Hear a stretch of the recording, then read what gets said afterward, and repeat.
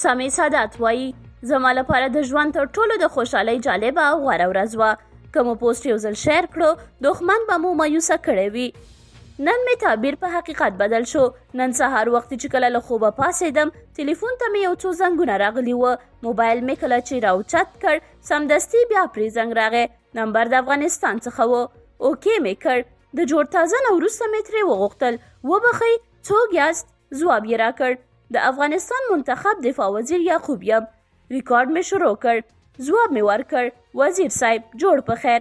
وی ویل شکر دی ستاسې صحت د خدایه غواړو.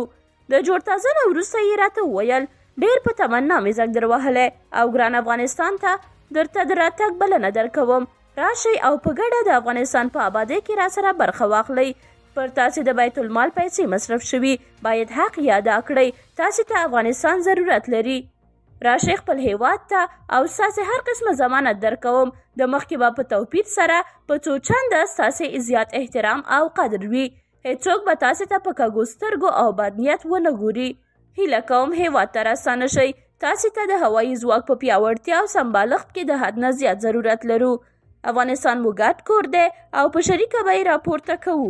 د ټولو خبرو د اورېدو نه پس مې ورته ځواب ورکړ چې ستا نه ډېره شکریه ادا کوم. ډېر دې متاثر کړی یم. نه پوهېږم چې زما احساس او ذهنیت به همدا اوس څنګه تعبیر کړم. وزیر صاحب ستا د کور ودان وي. دا ستا زنګ او دعوت راکولو ما ته ډېره انرژي راکړه. دغه زما لپاره د ژوند تر ټولو خوشحاله او تاریخي ورځ وه. وزیر صاحب خامخا درګرځم. افغانستان به په شریکه راپورته کوو. دې کې هېڅ شک نشته چې هر افغان خور او ورور دی. وزیر صاحب خدای پاماني وکړه او په وروستیو کې راته وویل د وخت نیولو راته بخښنه کوه. خدای پامان. که مو دغه ریکارډي خبرې واورېدې دا ومنئ چې د احساس نه به په ژړا شئ.